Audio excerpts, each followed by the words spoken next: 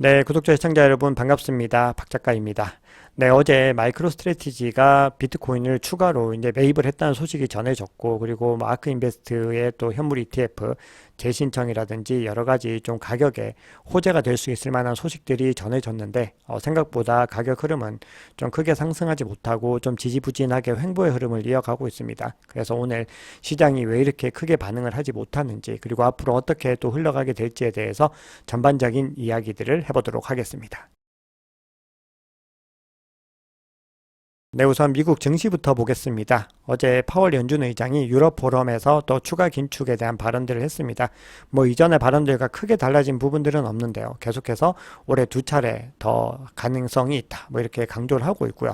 거기다 또 중요한 소식이 하나 전해졌는데 이 바이든 행정부가 대중 반도체 수출 제재를 할 수 있다. 자, 그런 가능성들이 제기가 되면서 지금까지 미국 증시를 이끌어온 거는 이 AI 주들이었죠. AI가 가장 중요한 테마로서 시장의 전반적인 상승을 견인했는데 지금 그 흐름들이 약간은 꺾이는 듯한 모습을 보이면서 어제 3대 지수는 혼조세로 마감을 했습니다.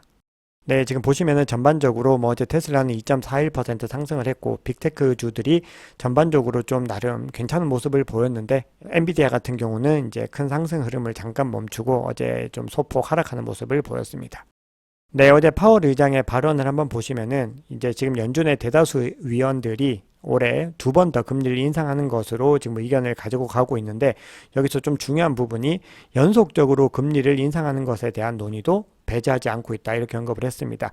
시장에서는 뭐 한 번씩 쉬면서 퐁당퐁당 이렇게 인상을 할 거라고 예측을 하고 있는데 거기에 이제 찬물을 끼얹어 주는 거죠. 지금 이제 파월을 비롯해서 연준 인사들이 지금 하고 있는 것들이요. 시장의 기대감에 매번마다 적시적소에 이 찬물을 끼얹는 역할들을 지금 하고 있습니다. 자, 그리고 크리스틴 라가르드 유럽 중앙은행 총재도요. 뭐 비슷한 발언들을 했습니다. 금리 인상 중단은 전혀 고려하지 않고 있고 7월에 금리 인상 가능성이 크다.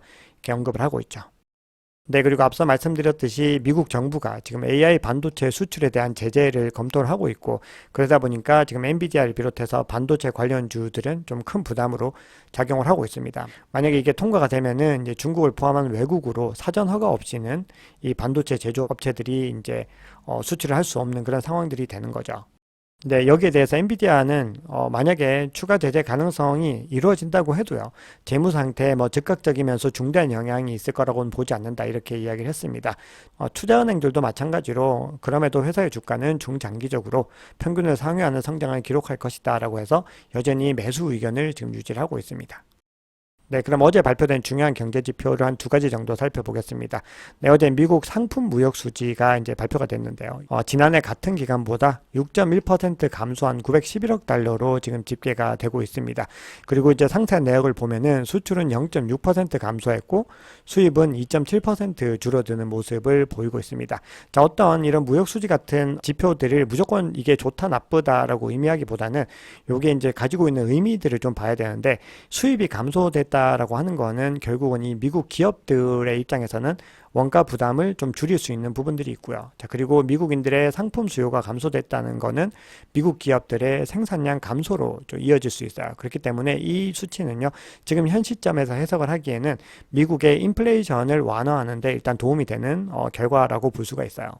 네, 이번에는 미국의 원유 재고인데요. 지금 보시면은 미국의 원유 비축량이 예상보다 굉장히 크게 줄어들었습니다. 지금 예측치를 훨씬 하회를 하고 있고요. 이전보다도 많이 지금 하회를 하는 모습들을 보이면서 이게 이제 공급보다는 수요의 측면이고요. 미국의 석유 수요가 여전히 좀 강하다는 것을 의미합니다. 그러니까 이거는 결국은 추가 금리 인상으로 경기가 둔화되고 석유 수요가 감소되고 있다는 어떤 우려들을 상쇄하는 것으로 지금 볼 수 있죠. 그러니까 미국 경제가 여전히 성장하고 있고 이거는 미국 기업들의 투자와 고용을 촉진하는 데 분명히 도움이 돼서 지금 현재 뭐 경기 침체 이야기가 나오는데 그거를 완전히 좀 반대되는 걸로 해석할 수 있는 지표가 나왔다라는 의미입니다.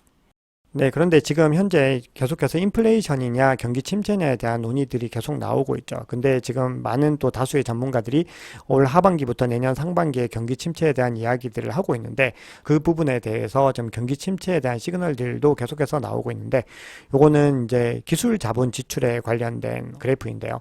지금까지 지출이 감소가 되면은 계속해서 경기 침체가 일어났다라는 건데 그게 왜 그러냐면 이 기술 자본이라고 하는 게 기업이 기술을 개발하고 도입하는 데 데 투자하는 금액인 거죠. 근데 이게 증가할수록 기업의 생산성이 증가하고 경제 성장이 촉진이 되죠. 반대로 이 지출이 감소되면 기업의 생산성이 감소되고 그 얘기는 경제 성장이 둔화된다라는 의미로 볼 수가 있겠죠. 그래서 과거의 사례로 봤을 때 이 기술 자본 지출이 크게 줄어들게 되는 구간들에는 늘 이 경기 침체가 왔었다는 거, 이게 표시된 게 경기 침체에 대한 거거든요. 근데 지금 보시면 이게 계속해서 줄어들고 있는 모습들이 보이고 있고, 지금 이게 만약에 이 기준선까지 닿게 되는 그 정도로 하락을 하게 되면은 경기 침체가 올 수 있는 가능성이 높다, 이렇게 볼 수가 있습니다.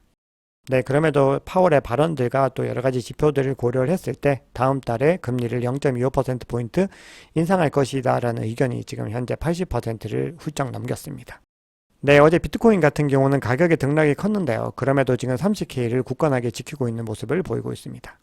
네, 어제 가상자산들은 전반적으로 하락하는 움직임을 보였습니다. 근데 비트코인이 1.89% 하락하는 동안에 알트코인들은 훨씬 더 큰 폭으로 하락을 했습니다. 그래서 이더리움 같은 경우는 3% 이상, 그리고 나머지 코인들도 4에서 5% 정도 다 하락을 했는데요. 네, 그래서 어제 비트코인 도미넌스는 52%를 넘겼습니다. 자, 이 수치는요, 2021년 4월 이후로 최고입니다. 근 2년 만에 지금 최고로 높은 수치를 지금 찍고 있습니다.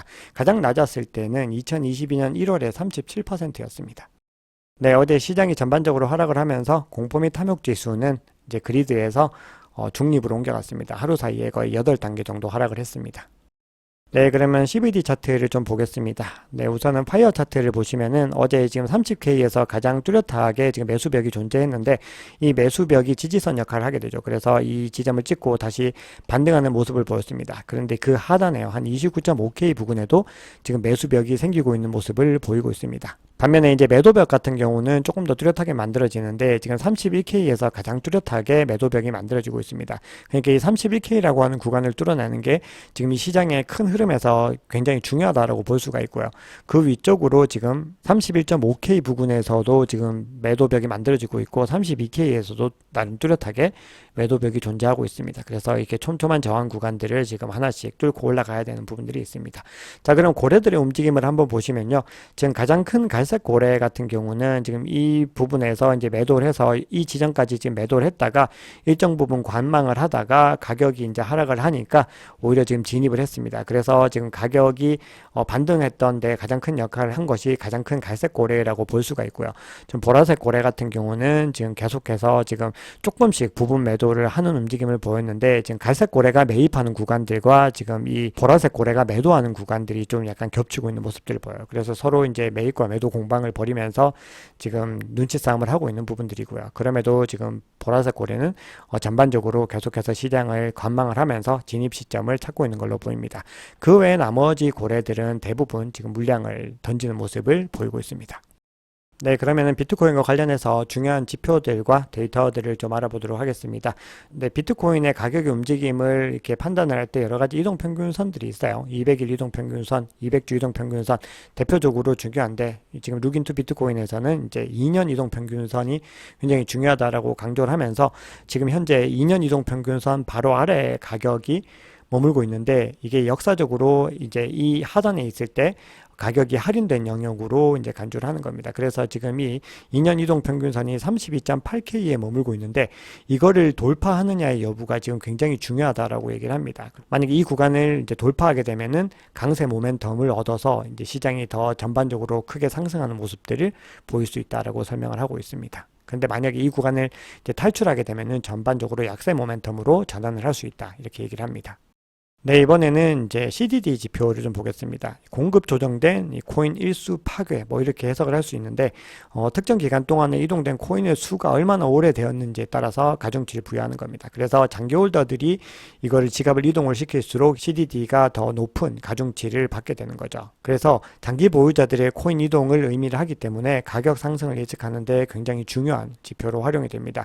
그래서 이제 과거의 데이터들을 봤을 때 이 공급 조정된 코인 일수 파괴가 이 녹색 영역 0.4 미만에 있을 때를 우리가 매수 구간으로 보고 있습니다. 그래서 지금은 이제 매수 구간에서는 많이 상승을 하는 모습들이 있죠. 물론 이거는 뭐 단기 조정에 따라서 추가적인 매수를 하는 것들과는 좀 별개로 큰 흐름에서 지금 의미를 하는 부분들입니다. 그래서 지금 보시면은 대략 이 구간 정도에 머물고 있는데 지금 상승의 흐름들이 지금 나오고 있다는 거고요. 과거의 대세장으로 봤을 때는 이 CDD가 이 정도까지도 지금 상승을 했을 때 대세장이 온다라는 부분들입니다. 지금 보시면은 굉장히 높죠. 그래서 지금은 아직까지는 큰 상승장으로 봤을 때는 아주 초입에 해당된다라고 볼 수가 있습니다.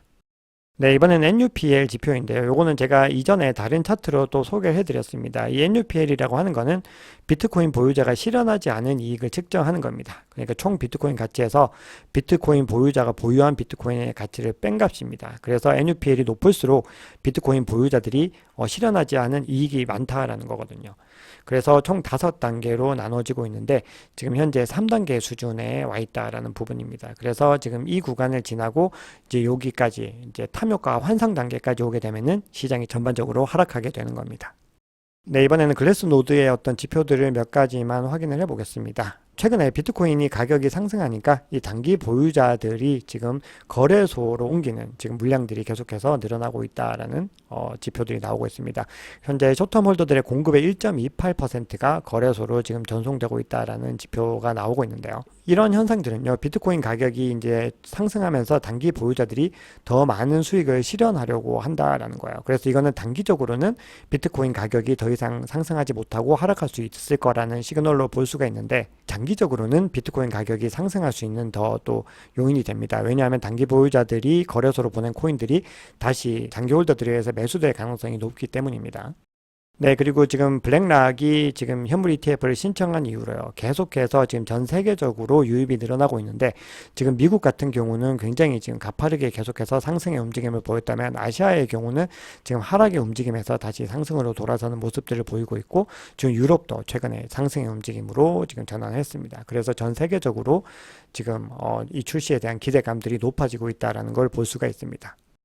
네, 이번에는 어떤 장기 보유자들의 어떤 민감도에 대한 부분들인데요. 이 쇼텀 홀더들과 롱텀 홀더들이 얼마나 민감도가 다른가라는 부분들인데, 쇼텀 홀더들은 가격의 움직임에 굉장히 빨리 반응을 합니다. 그래서 사고 팔기를 반복을 하는데, 장기 홀더들 같은 경우는 지금 민감도가 굉장히 낮다는 걸 볼 수가 있어요. 그러니까 가격이 이렇게 요동을 치고 있지만 이 흐름들을 보시면은 요동이 거의 없다는 걸 볼 수가 있죠. 그리고 최근에는 가격이 하락함에도 불구하고 장기 홀더들은 계속해서 그냥 이걸 매집하고 보유하고 있는데 집중을 하고 있습니다. 그래서 제가 재차 늘 강조드리지만, 장기 보유자들이 이렇게 굳건한 믿음을 가지고서 이걸 보유하고 있다는 것은 결국 장기적으로 비트코인 가격과 가치들이 상승할 수밖에 없는 중요한 요인이 된다라고 말씀드릴 수 있습니다.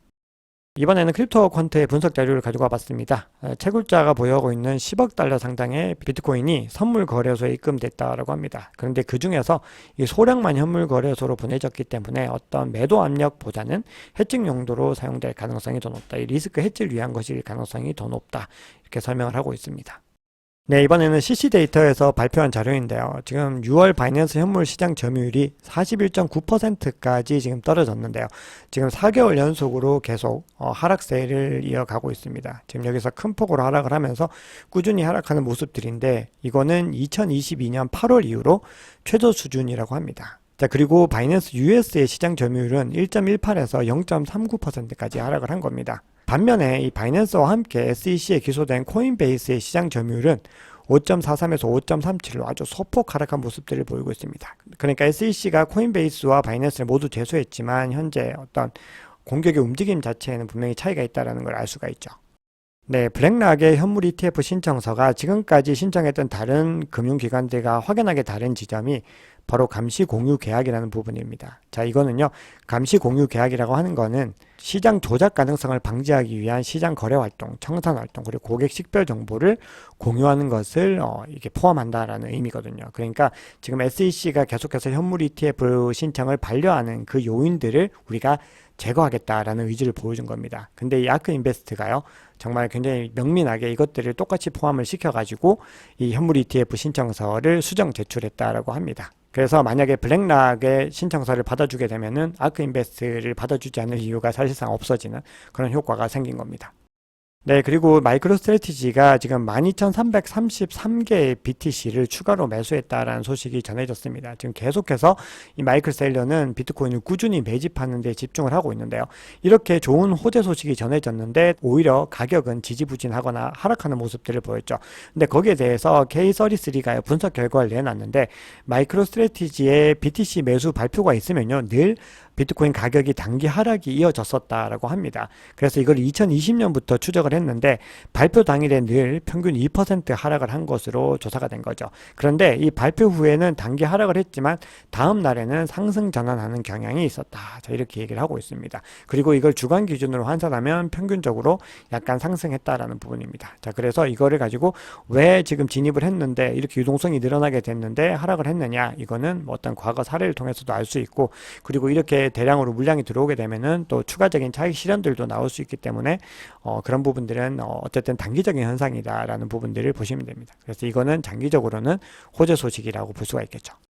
네, 차트적인 관점을 하나만 좀 설명을 드리겠습니다. 자, 우리가 이걸 지금 말씀드리는 이유는 지금 시장의 상황이 지금 좋기 때문에 오히려 지금 불리시한 관점들을 굳이 제가 가지고 오지 않고 있어요. 이 시장의 불장들이 이어지고 계속해서 시장이 상승할 것이다라고 하는 우리가 기대감을 가지게 되면은 투자에 굉장히 위험하다고 생각을 합니다. 지금 2023년에 들어서만 해도요, 지금 계속해서 상승세와 지금 어떤 멈춤과 그리고 하락이 반복이 되고 있는 모습들을 볼 수가 있어요. 그래서 지금 보시면은 지금 굉장히 스트롱 불리시한 움직임을 가지고 갔던 구간들이 올해 들어서 지금 3번이 있었던 거죠. 그런데 그 이후에 어떻게 됐냐 하면은 지금 일시적인 어떤 멈춤과 함께 지금 저항 구간들을 마주하게 되고 이 구간에서 하락을 하고 다시 상승하는 움직임들을 반복을 하고 있다는 거예요. 지금 보시면 여기서도 크게 하락하는 모습들을 보였죠. 그리고 지금 현재 우리가 여기에서 어떤 멈춤의 지점들이 있는데 지금 과거의 또 패턴들로 봤을 때는 지금 단기적으로 또 상승해서 이 구간들을 지금 터치를 할 가능성이 높지만 그런 과정에서도 계속해서 등락을 거듭할 것이고, 만약에 이 구간까지 오게 되면은 이렇게 미끄러지는 구간들도 다시 발생을 할 수가 있다는 겁니다. 그래서 우리가 이런 가격의 움직임들은 단기 등락은 우리가 예측할 수가 없고 굉장히 클 수 있다라는 부분들을 감안을 하시면서 투자를 하셔야 되고, 그리고 제가 이제 반감기 관련된 부분들도 별도로 콘텐츠를 준비를 하고 있습니다. 그런데 이게 계속해서 반감기까지 가격이 상승을 했냐, 그렇지 않습니다. 가는 과정에서요 20% 30% 막 40%까지도 하락을 하면서 가는 구간들이 있었어요. 그렇기 때문에 우리가 지금 그 흐름에서 계속해서 이 가격이 오를 것이다라고 생각해서 상승 구간에서 매입을 하시기보다는요, 조정 구간들을 적절하게 활용을 하셔야 된다는 부분들을 좀 강조를 드리고 싶습니다. 네, 오늘 준비한 얘기는 여기까지입니다. 여러분들 영상이 도움이 되셨다면 구독, 좋아요, 알림 설정, 댓글 정중히 부탁드리겠습니다. 지금까지 박 작가였습니다.